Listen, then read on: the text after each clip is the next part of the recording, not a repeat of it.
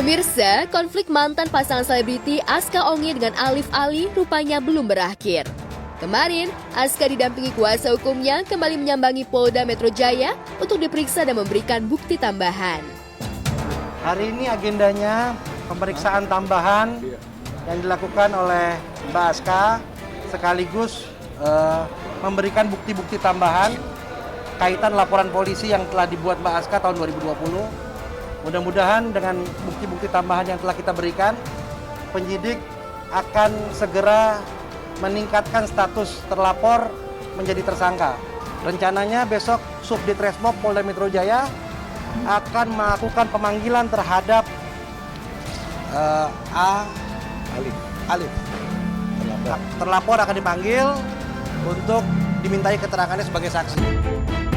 Ya, usai melakukan pemeriksaan dan bukti-bukti yang berkaitan, pihak Aska pun berharap pihak penyidik bisa segera meningkatkan status terlapor, yaitu Alif Ali, menjadi tersangka. Diketahui sebelumnya, kasus antara Aska dan Alif sendiri sudah bergulir sejak tahun 2020. Aska melaporkan Alif atas dugaan pemalsuan dokumen. Hal itu diduga digunakan untuk membuat akte lahir palsu anaknya. Aska selaku pelapor menyerahkan 2 alat bukti, yaitu yang pertama KTP asli dan kartu keluarga asli. Nah, kaitannya dengan objek yang kita laporkan ada 2 hal, yaitu mengenai perubahan KTP dan satu lagi pencantuman nama bapak di akta kelahiran. Karena sementara hubungan pernikahannya itu kan memang siri dan sudah ada putusan pengadilan bahwa pernikahan sirinya pun untuk disahkan itu ditolak oleh pengadilan. Sehingga berdasarkan ketentuan hukum kita, jika pernikahan itu tidak sah, maka garis keturunan yang diakui hanya kepada ibu, tidak kepada bapak. Terkait dengan bukti tambahan yang dibawa, Aska membawa kartu tanda penduduk dan kartu keluarga asli miliknya. Hal itu diharapkan bisa menguatkan laporan Aska. Tak hanya itu, alat bukti yang dibawa Aska hari ini juga berkaitan dengan perubahan KTP dan pencantuman nama ayah di akta kelahiran. Jadi hubungan keperdataannya hanya kepada ibu. Jadi yang dibuat sekarang ini, kenapa kita laporkan adalah pertama KTP yang dirubah tanpa sepengetahuan Mbak Aska. Dari Jakarta Selatan dirubah menjadi Jakarta Pusat. Yang kedua mengenai akte kelahiran yang jelas-jelas seharusnya ketika pernikahan itu tidak didaftarkan di kantor urusan agama, akte kelahiran itu hanya berinduk kepada ibunya, bukan kepada bapak dan ibu. Dibuktikan lagi dengan putusan pengadilan agama menyatakan bahwa isbat perkawinan yang dilakukan antara Alif dan Aska ini tidak bisa dapat diterima. Jadi sekira bukti-bukti yang telah kita lampirkan untuk laporan polisi kita terkait laporan polisi pemalsuan dan penempatan keterangan palsu dalam akta otentik sudah cukup clear. Ya, perkembangan kasusnya dengan mantan suami yang terbilang cukup lama membuat Aska merasa lelah. Aska berharap agar sang mantan segera menjalani sidang di pengadilan. Di samping kasusnya dengan Alif yang masih bergulir, Aska juga mengaku sudah putus komunikasi dengan Alif. Ia juga mengklaim sang mantan tak pernah bertanya soal buah hati mereka. Nggak ada. Nggak ada ya? Untuk ketemu sama anak? Pesan anak Kak, gimana dok? Nggak ada. Sama sekali tidak ada. Nggak ada. Rasanya gimana ya? Capek sih sebenarnya. Pokoknya udah serahkan ke Polri aja untuk menanganinya. Mudah-mudahan sekarang dengan kuasa hukum yang baru bisa clear masalahnya. Nggak ada. Termasuk nafkah dan segala macam. Nggak ada. Kalau anak sendiri gimana nih Kak? Ada mungkin menanyakan atau Nggak ada sih, nggak ada nyari. Pengennya segera disidangkan di pengadilan. Sementara terkait pemeriksaan Aska, rencananya hari ini Alif juga akan dipanggil pihak kepolisian untuk dimintai keterangannya sebagai saksi. Di lain tempat, konflik antara pengusaha dan selebgram Medina Zain dan Marisha Icha semakin memanas. Bahkan kini, Medina sudah ditetapkan sebagai tersangka terkait kasus dugaan pencemaran nama baik. Tak berselang lama, buntut dari penetapan Medina sebagai tersangka membuat Medina juga melaporkan balik Marisha yang kerap disapa Icha terkait laporan dan dugaan dirinya dianiaya oleh Icha. Medina pun sebelumnya juga mengaku sudah memberikan hasil visum kepada pihak kepolisian. Kemarin pada tanggal 27 Desember kemarin ada agenda pertemuan ya antara pelapor dan terlapor, dalam hal ini saudari MI dan juga klien saya saudari Medina Zain ya. Dalam pertemuan itu ya sedikit terjadi deadlock, lalu klien saya juga dalam proses mediasi itu juga merasa dia ada dugaan dia itu mengalami tindak pidana ya, dalam hal ini penganiayaan dalam dugaan ya tentunya. Lepas dari proses mediasi itu, klien saya langsung melakukan visum ya, tentunya didampingi petugas kepolisian dari Polres Metro Jakarta Selatan. Langsung melakukan visum di Rumah Sakit Pertamina RSPP ya, Pertamina Pusat. Dilanjutkan juga langsung membuat laporan kepolisian ya, di mana pasal yang disangkakan adalah pasal 351 ya. Kami melaporkan seseorang yang berinisial MI ya. Kan awalnya katanya kita di mediasi pertama sudah sepakat damai, tapi ada beberapa persyaratan yang harus dijalani. Saya sudah menjalani persyaratan tersebut, tapi di mediasi kedua ya kan kemarin ya nggak seluruhnya ya, belum seluruhnya selesai, mau dinegosiasikan lagi gitu, tapi malah dia menuduh saya mancing duluan di live katanya gitu. Padahal pada kenyataannya dia memposting foto saya duluan di instastory-nya. Intinya seperti itulah. Yang diduga karena kan kemarin belibet gitu kan, ada yang ngalang-ngalangin kan, suamiku ngalangin, dari pihak mereka juga ngalangin.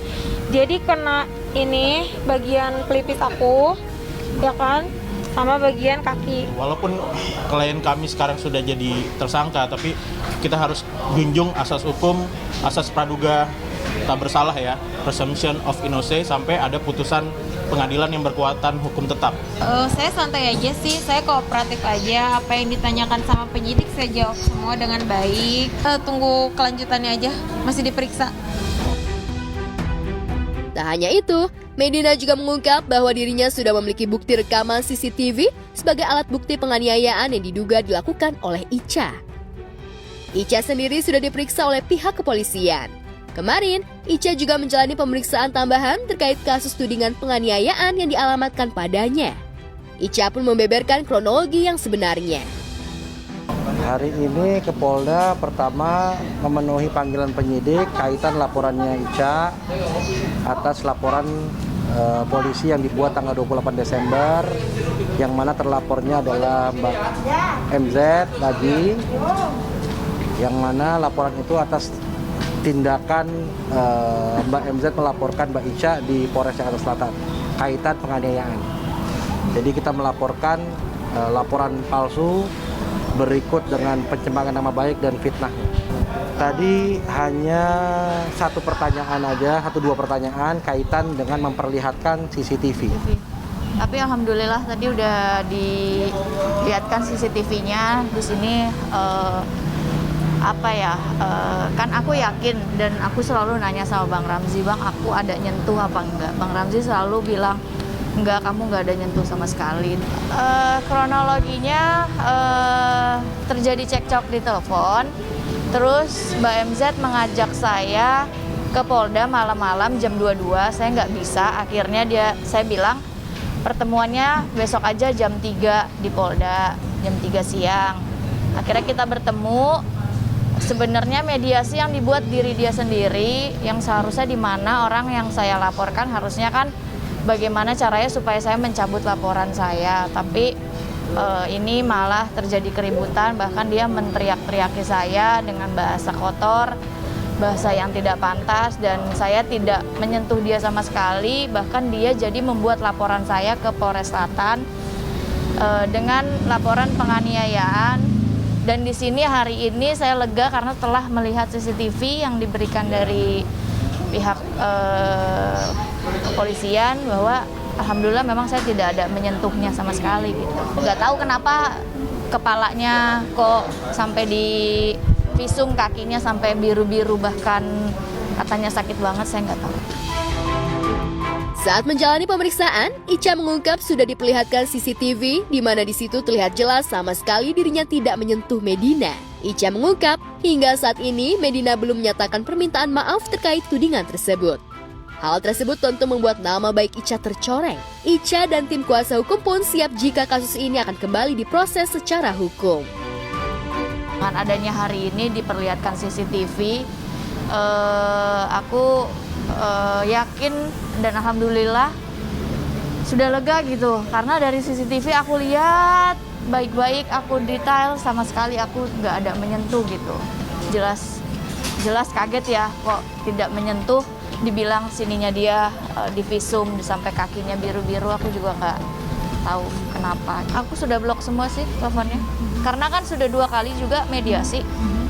Jadi ya untuk apa lagi gitu, ya udah memang berarti orangnya pingin diselesaikan dengan pihak kepolisian aja.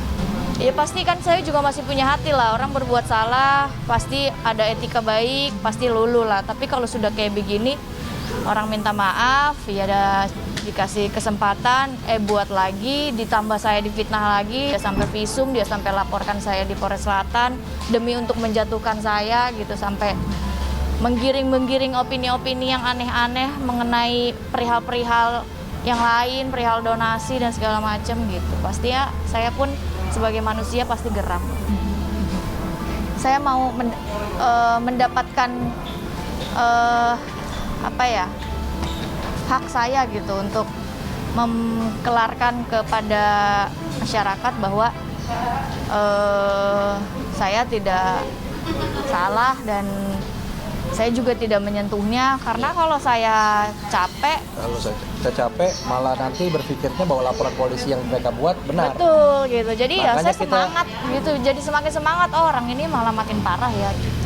Kalau justru kalau kita tidak membuat laporan lagi, laporan kembali terhadap laporan palsu, artinya yang dilakukan Mbak Ica adalah kebenaran yang disampaikan dia. Tapi kan di sini kita menyatakan bahwa Mbak Ica sama sekali tidak pernah menyentuh. Gitu. Jadi itu dari saran saya untuk membuat laporan balik.